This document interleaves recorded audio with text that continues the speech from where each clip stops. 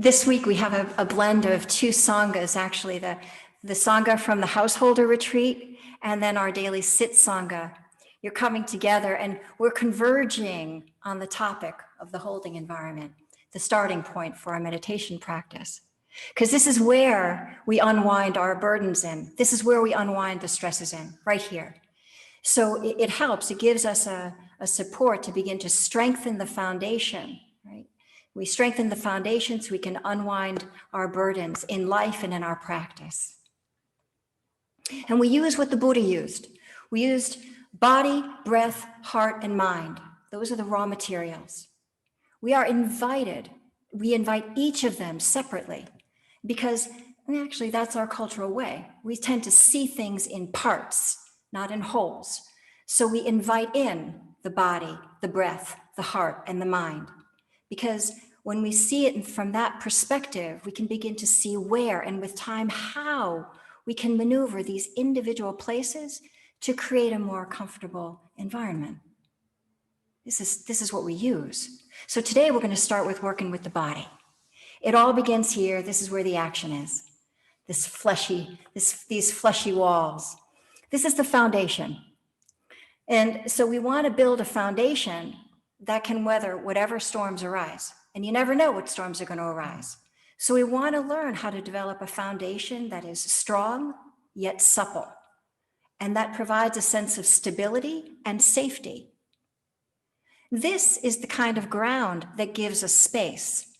This is the little plot of real estate that we need to help us discern what to do next. If we're not able to steady ourselves in the middle of the storm, well, if we're able to do that, we'll have a better chance of seeing what our options are.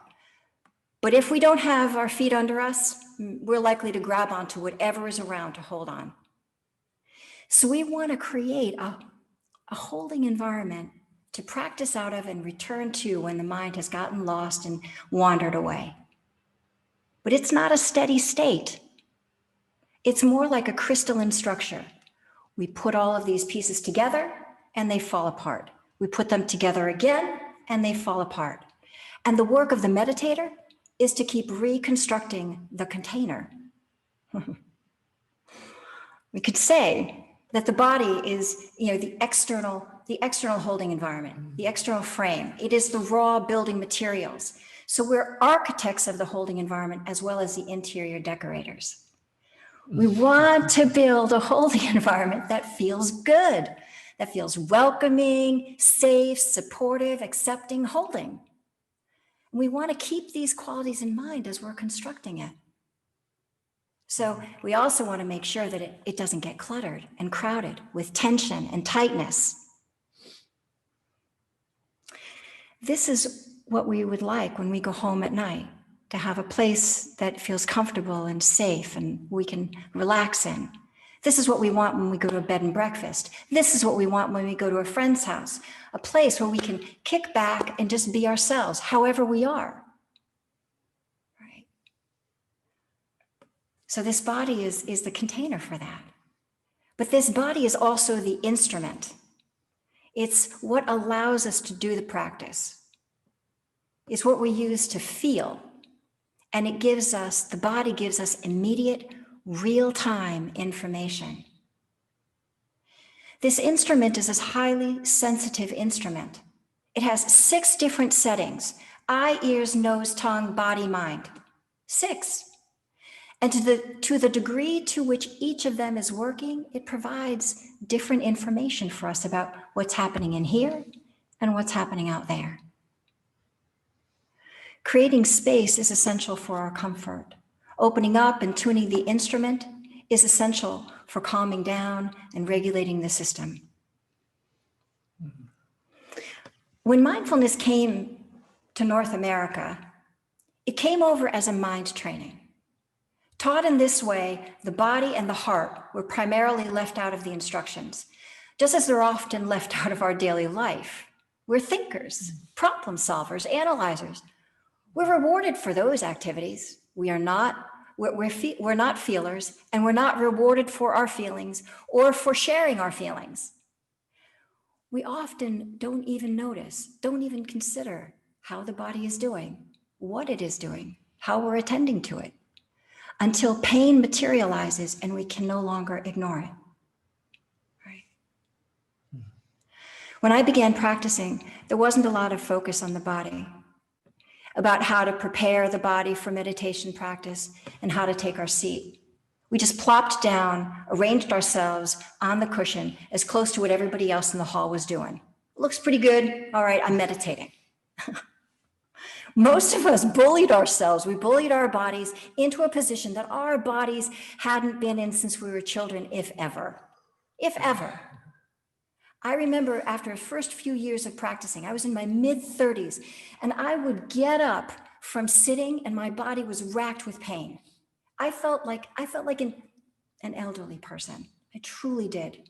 And I was in my 30s. I thought, my body will not survive at this rate. I've got to do something different here. So, okay, here's the encouragement. No bullying. No bullying. Understand the principles of safety and then listen to the body. It's a sensitive living organism. Feel into that. The ground underneath us, the earth is the ground for the body, and the body is the ground for the heart-mind. And it is the tether to the present moment. It is always in the here now. It's the anchor that supports us for staying in the present. Finally, no one ever talked about tenderness, bringing tenderness to the body, caring about how the body feels and what it's doing. We want to give attention to the comfort and ease of the body. We tend normally to treat our bodies in a much more mechanical way, in a much more practical way. We're calisthenic with it. We're judgmental with it. We tend to not tune in with that quality of care and consideration for the fact that it's rushing around or that it's tired and it's cramped, right? We want to give attention to that. We're only given one of these, so we want to give really good attention to it.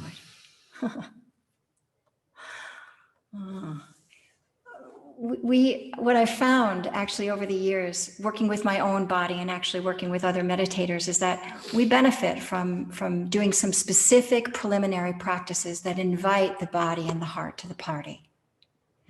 If it were 2,600 years ago, we would have likely done a sequence of yoga before sitting ourselves down into meditation practice, right? We would not just plop down on the cushion. We would have prepared the soil for our practice, tenderized the organism, then settled in. Right? It's much easier. The heart mind is going to cooperate more easily in a body that it's not fighting with. But 2,600 years later in modern day North America, attending to the body has fallen out of fashion in favor of thinking. So we have to honestly bring deliberate attention to the body as if it mattered. If we were animals in the wild, we'd be constantly on the run, avoiding getting eaten and finding enough food to stay alive. And if we got caught by another animal, at first chance we'd escape. And as soon as we got to safety, we'd stop, shake ourselves off, shake off all of the stress that we just got from the near-death experience that we had, because we can't afford to have PTSD. We can't afford to carry stress around, not for our survival. So we want to remember back into this animal aspect of our nature and absolutely check in. How's it going in there? And give the body some TLC, right? And I'm going to encourage you to check in, not once, just as we sit down to meditate, but check in all throughout the meditation, and we'll do that today in our practice. And then when we finish our meditation today, I'm going to encourage you to check in all throughout your day. Drop in and just see how it is. Open it up, and then begin again.